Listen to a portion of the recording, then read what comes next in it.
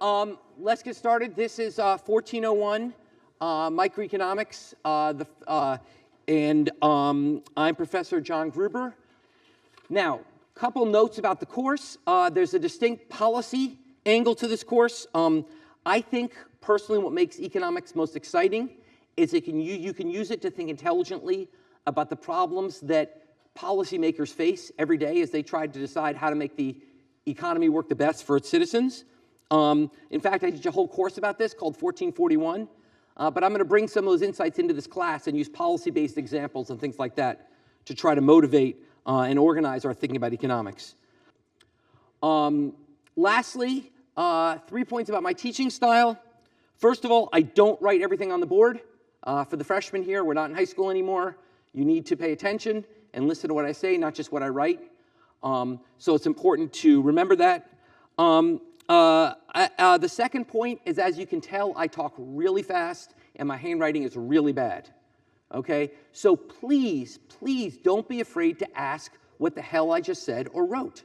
Okay? If you don't know, chances are at least 40% of the class doesn't know either. We'll learn later this semester about the concept of public good. A public good is something you do which has a personal cost and a social benefit. I understand raising your hand in a class as large as this can be intimidating, but remember, in doing so, you're not just helping yourself, you're helping your fellow classmates. So please don't lean and whisper loudly, "What the hell did he just say?" to the person next to you. Raise your hand and ask me, because if you didn't understand, many other people didn't as well. More generally, it's hard to get class participation in a class this large, but I really encourage people to participate as much as possible. I've never had a year in this class where there's been too much participation. I've had every single year too little participation. So please follow up with questions, things like that. And then finally, the third point about my teaching style is I have a bad tendency to use the term guys in a gender-neutral sense. So when I say guys, I don't mean men. I mean economic agents, people, everyone. And I'm sorry, guys is a gendered word. Often, I don't mean it that way. It's just kind of economist talk for economic agents. We call them guys. What we're going to do today is talk about what is microeconomics. What are you going to learn in this course? What is the basic field about? And then we'll dive in next time into actually starting to learn about the models that make up basic microeconomics.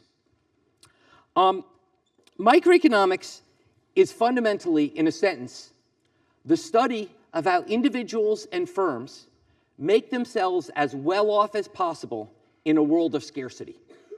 It's how individuals and firms make themselves as well off as possible in a world of scarcity. Scarcity is key. The core of microeconomics is constrained optimization. Basically, individuals or firms assessing the trade-offs they face every day in the decisions they make, and then trying to decide the best decision given those trade-offs. So that is, microeconomics is really about trade-offs. Microeconomics is really about you can't have it all, so what are you going to do with what you can have? How are you best going to use your limited resources? And the key concept behind all this, I'm going to say about 100 times, this is one of the most important concepts in economics. I'm sorry about that, but this is really one of the most important concepts in economics, is the concept of opportunity cost.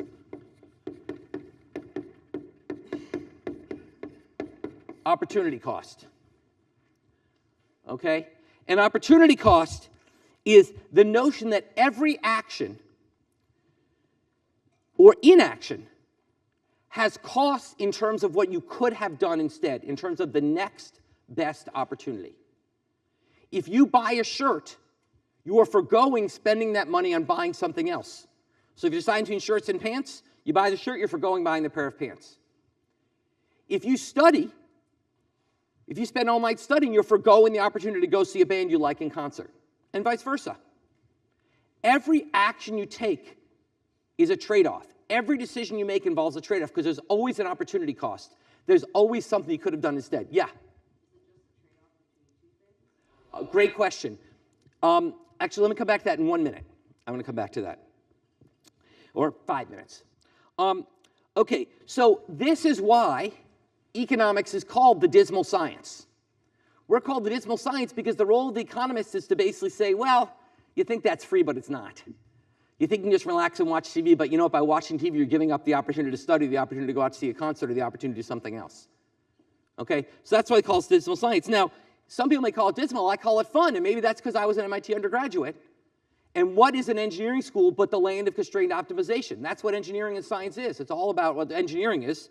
It's constrained optimization. What better example could there be than the 2007 contest, where you're given a set of materials and asked to build something? That's a constrained optimization exercise. Indeed, economics was invented, modern economics was invented at MIT by the economist Paul Samuelson, who essentially said the mathematics that science and engineers use can be applied to analyze really the sort of essay-like approach that people had taken to economics before him.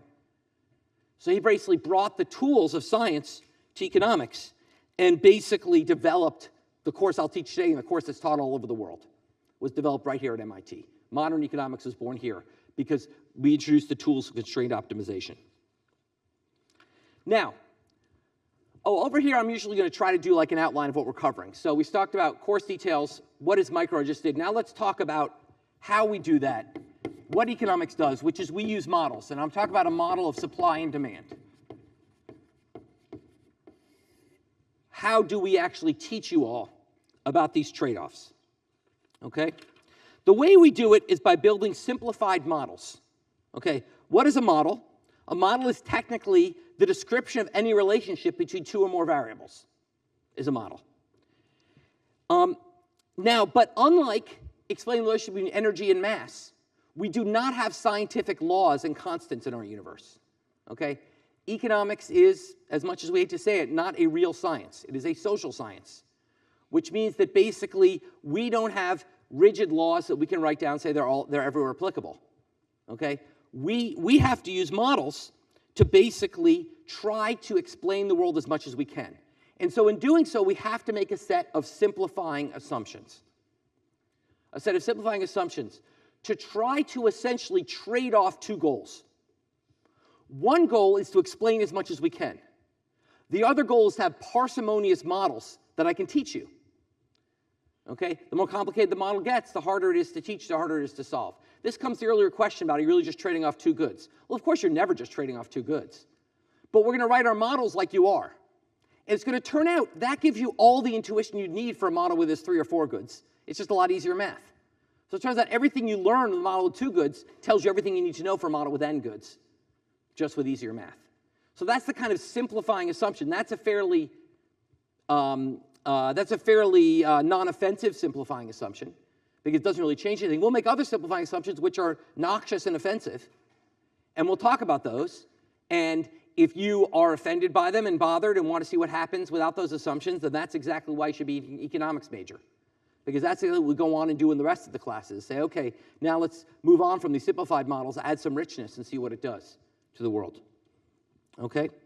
The statistician George Box once wrote that all models are wrong, but some are useful. Okay? And that's exactly what we're going to try to work with today. Okay? When I teach you economics, I'm going to try to teach it to you on 3 levels. Okay, the first, since we're at MIT, is mathematical. The second is graphical, and the third is intuitive. Really, if you want to succeed in this class, you need to understand all 3. Now, not every model will I use all 3, but you want to understand all 3 of those concepts to really understand the material we're learning here. And we'll start with the model of supply and demand.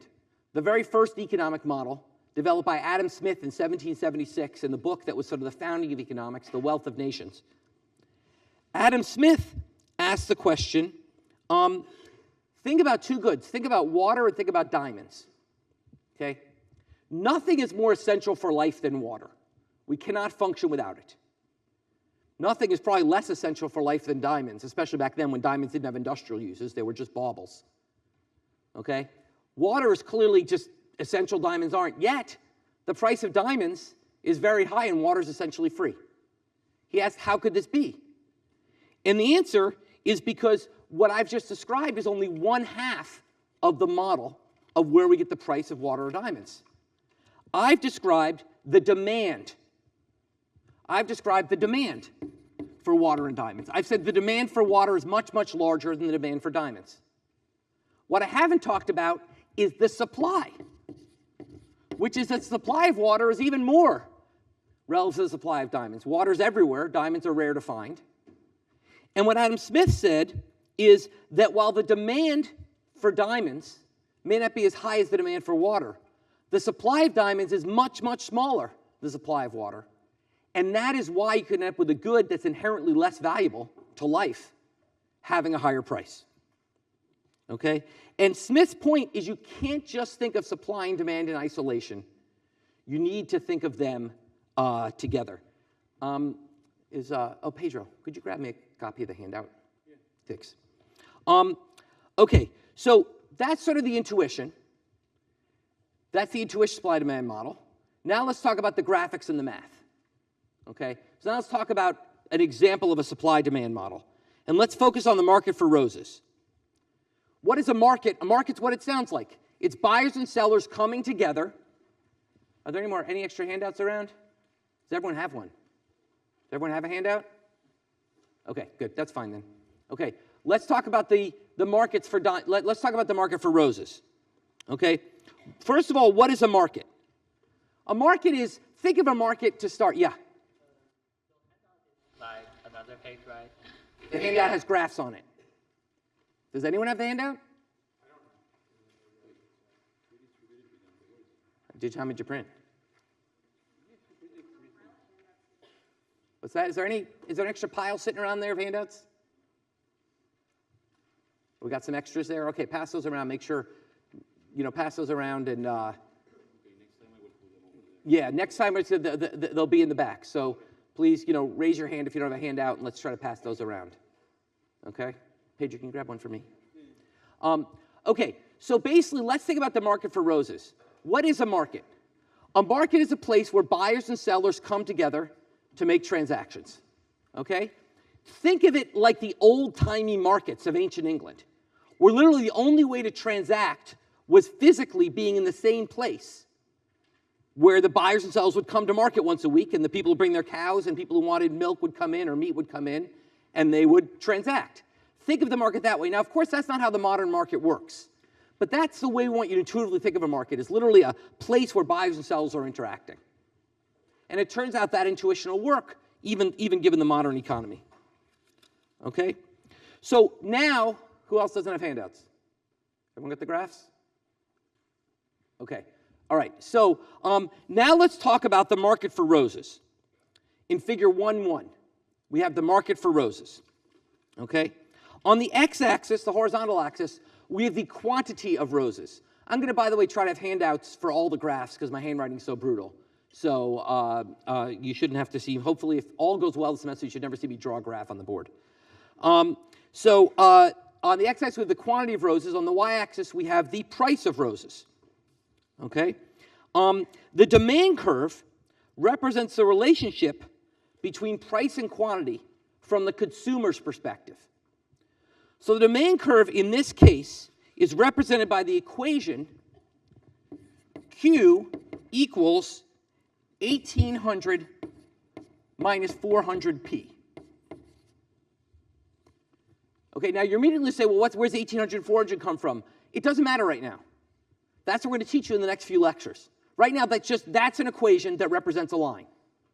And the critical aspect of that equation is that there's a negative relationship between price and quantity. As price goes up, consumers want fewer roses.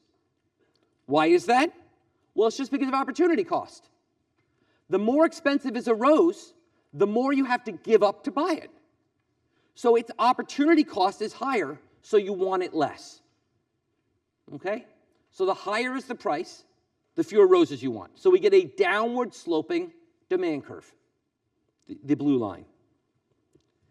Now the supply curve represents the same relationship between price and quantity, but from the supplier's perspective.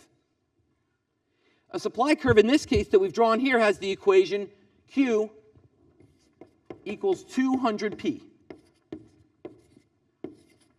200p.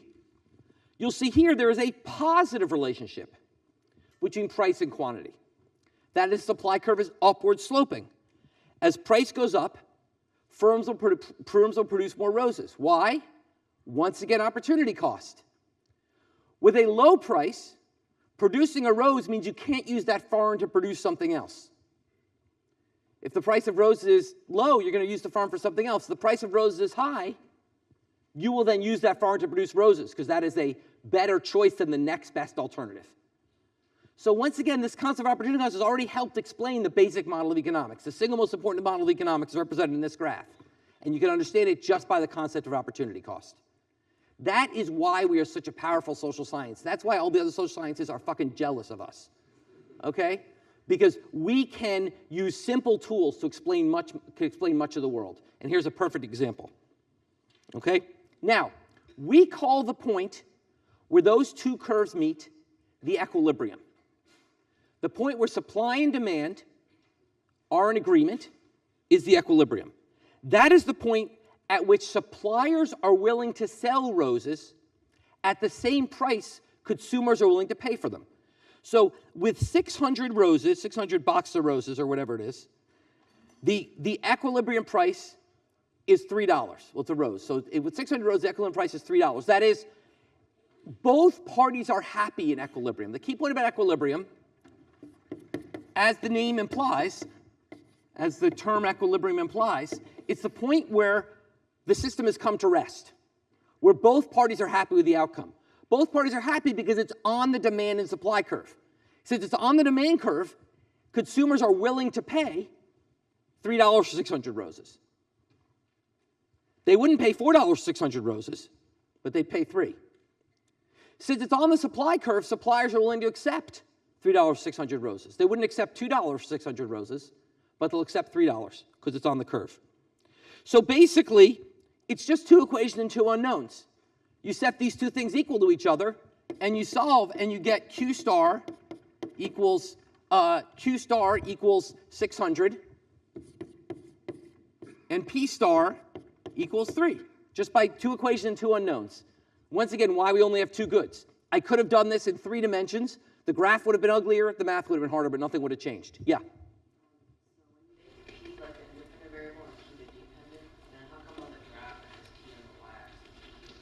That's a great question.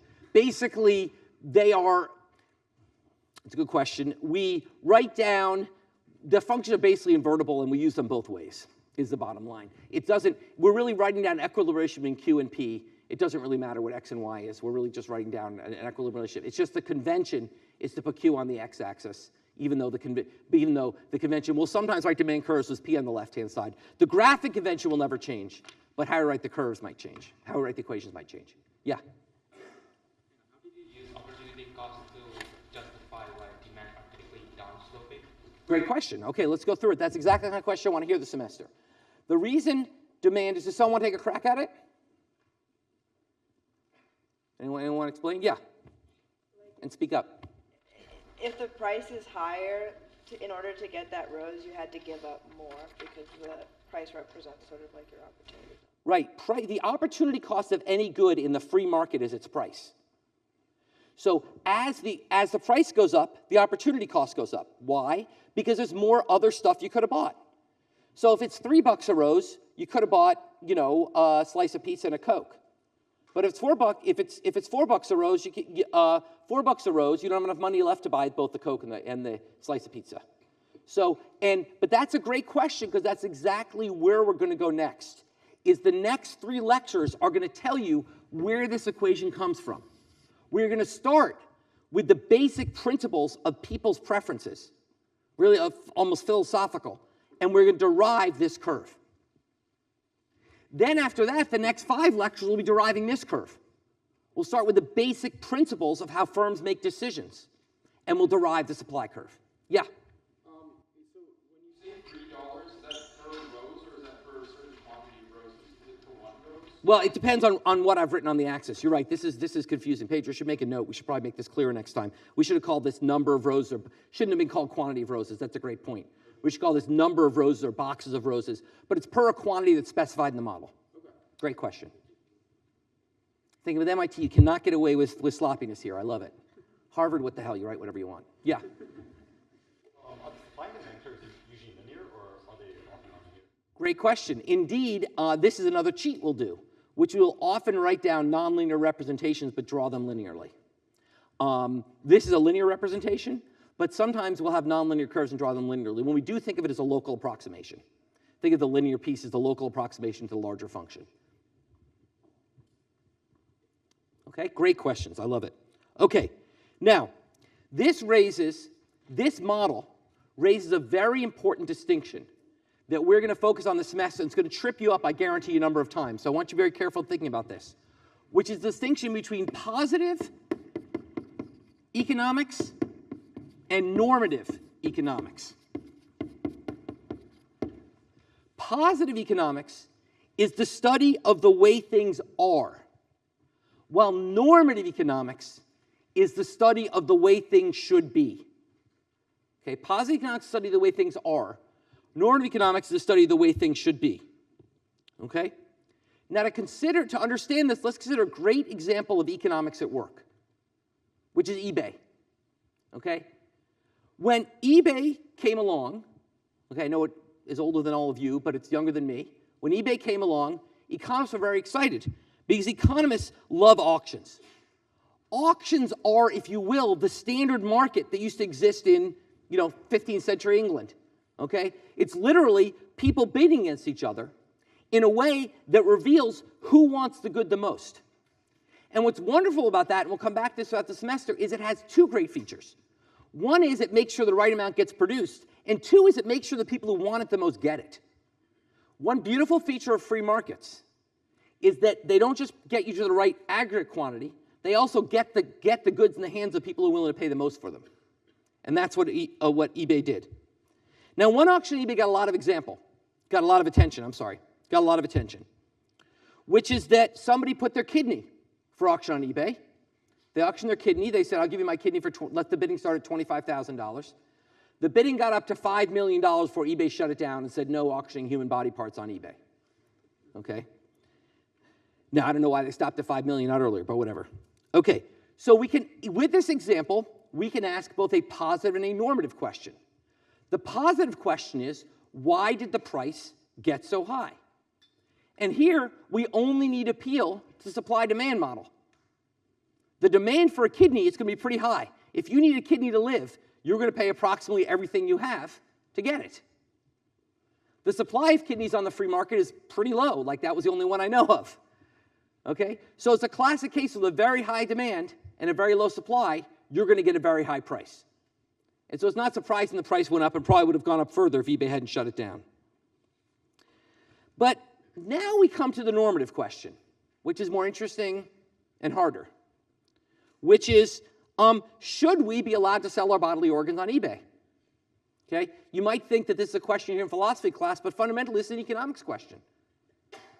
Okay? Many folks die in America because we do not have enough organs to help those with organ failure.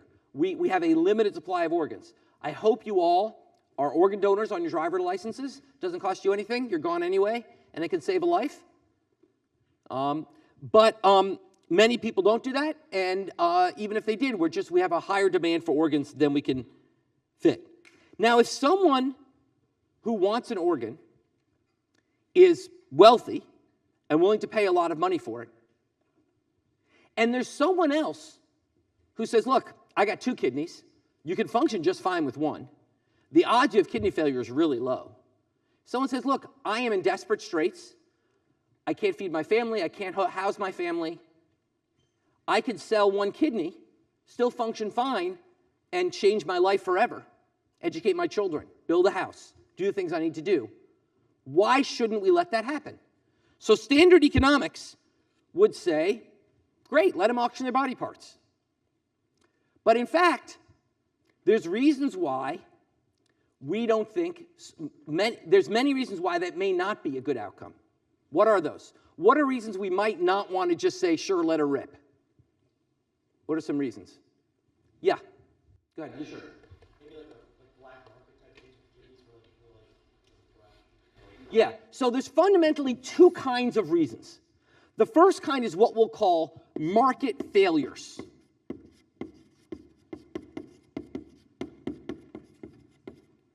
Market failures are something we're not going to cover for about the first 11 lectures. For the first 11 lectures, the free market is going to be king.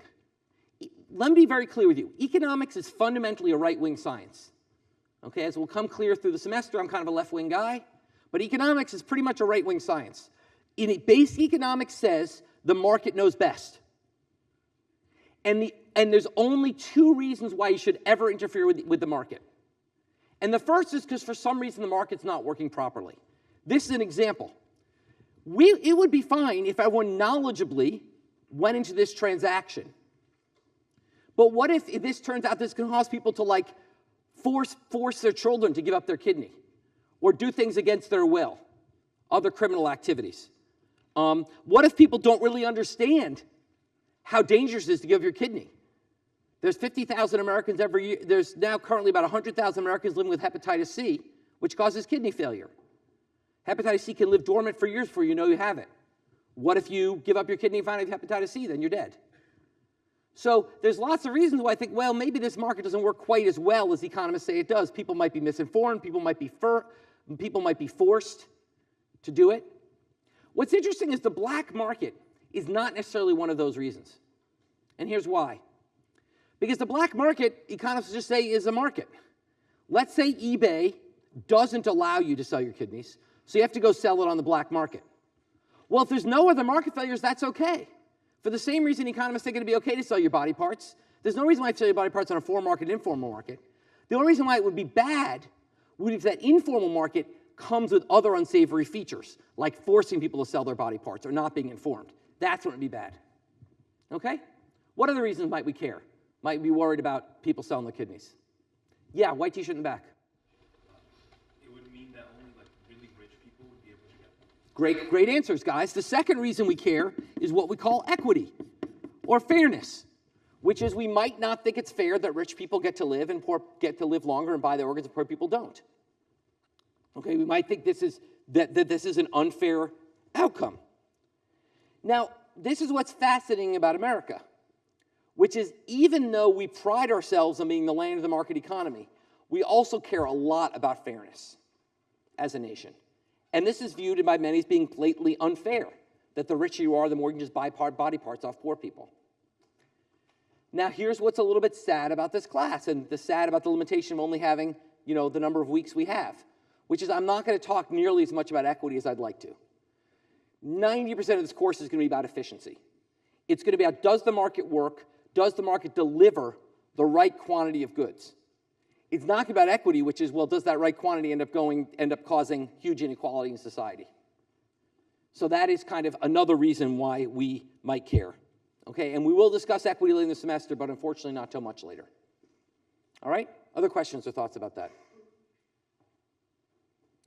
Okay, let me finally talk about one last thing, which sort of seems like you got to talk about in the first lecture of an economics class, which is, what about the underlying structure of the economy? How do we think about different models of how economies function?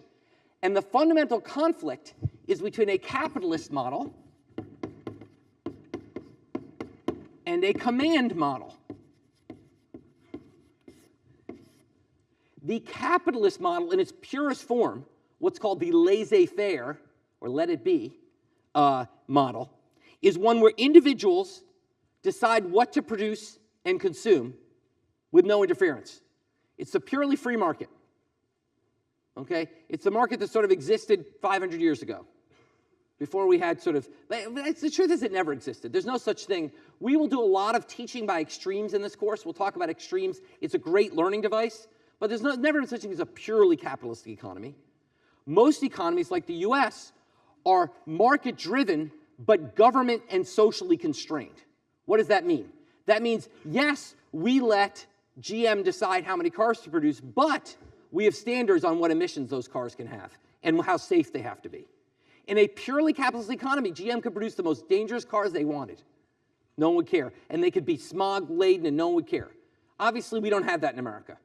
We have regulations. We have taxes on gas.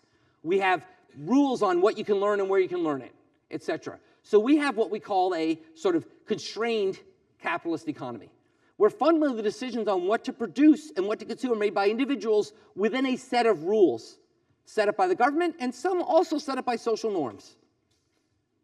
Okay? Now, the opposite extreme is what we call a command economy. And we actually had almost the closest model that could exist to this, which was the Soviet Union of my youth. The Soviet Union of my youth, it's typically associated with communism, although it doesn't have to be. Command economies don't have to be associated with communism. Germany in World War II was a command economy in the service of fascism. But it's typically associated with communism. It's what we call a command economy. In that extreme, the government makes all production allocation decisions. People don't decide what they get. The government decides what they get. So it's the other extreme. There's no free transactions. It's the government making all the rules, not just about how much should be produced, but who gets what's produced. Okay, so in the free market, the market, subject to a set of government sort of, you guys have bowled. There's like the bumpers you can put up when you're a little kid and you bowl and they keep the ball in that bowling lane. So think of the government, in a capitalist economy as those sort of, those guides on the side that help keep the ball in the lane. But you get to throw the ball and decide which pin you're going to go for.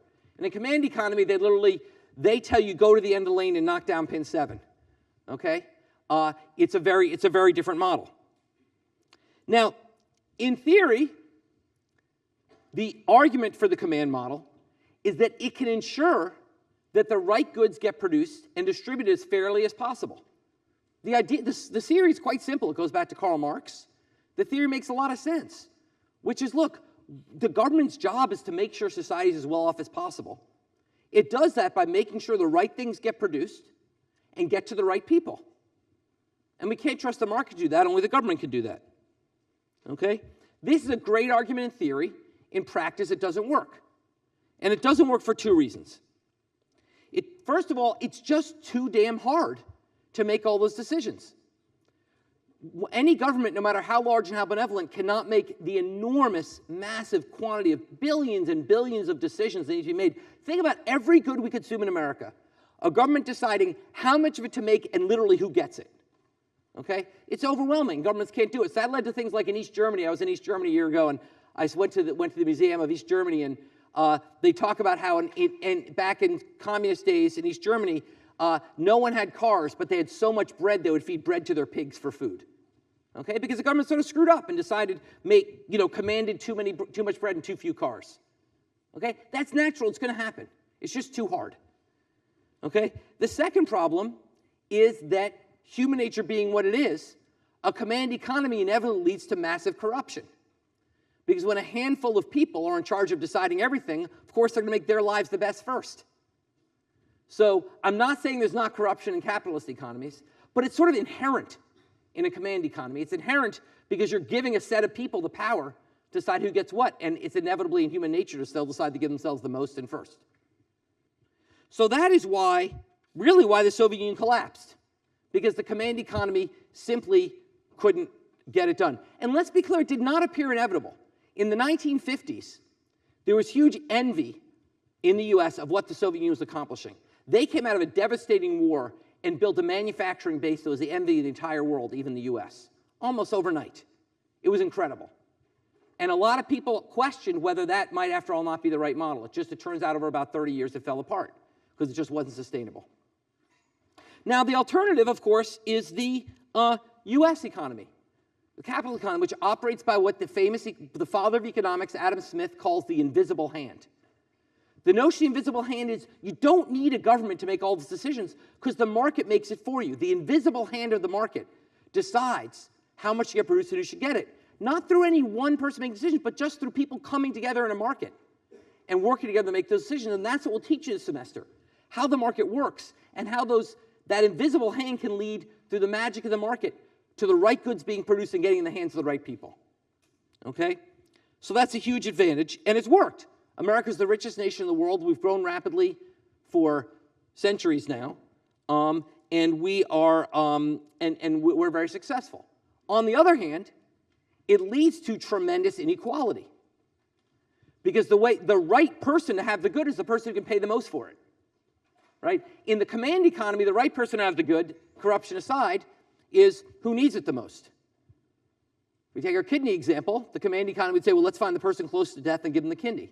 The capitalist economy would say, let's find the person willing to pay the most to give them the kidney. Well, that's unfair. And that is an inevitable outcome of a capitalist economy. America is the most unequal major nation in the world. Our inequality dwarfs what we see in other countries around the world. The top 1% of Americans control 25% of all the income in the US, which is at least 5% higher than any other major nation in the world. Okay? So we have large inequality because basically it's inevitable in a market that'll happen because people who want to pay the most get the stuff. Okay? So that gives you the trade-off. The consensus, I would say, among virtually every economist is that a command economy is not the way to go. The debate is within the capitalist model, how far the government should intervene.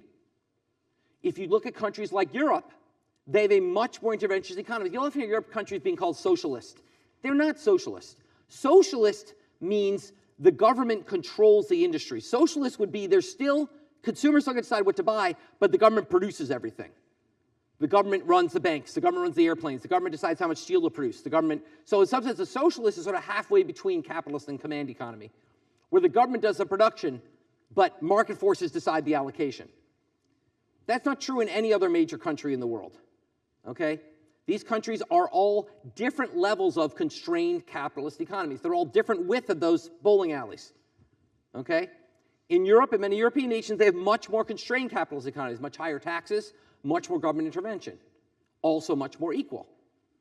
And what we'll be talking about this semester, and what I focus on much more in my course 1441, is how do we think about those trade-offs between a freer economy, which is larger, but leads to more inequality in the US, and a less free economy with less inequality.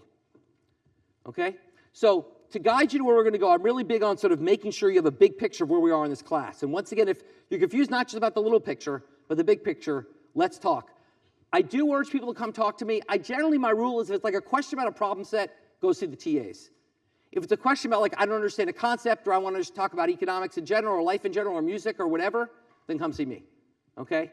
And I really do urge you folks to come see me. Now that I'm chairman, I have to be around all the time, so I'm around plenty of time. Please just make an appointment and come see me.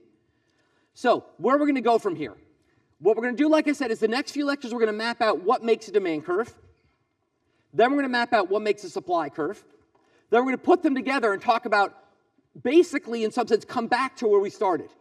But now with an understanding of what demand and supply mean and why the equilibrium makes sense. We'll then turn to normative economics and talk about why the market equilibrium is really the best outcome. We're then going to start to talk about where the standard, so we'll spend about the first, I would say, half of the class on the standard economic model. The second half of the class will be focused on where the standard model breaks down. What happens when there's monopolies, like Google, effectively a monopoly on search engines? What happens when we want to trade with other countries? What happens when we have to decide how much to save and how hard to work? What happens when we have to decide where to invest and what to do about global warming? These are all the questions we'll tackle in the second half of the class. Okay? So let me stop there, and I hope I'll be seeing you all every Monday and Wednesday. Thank you.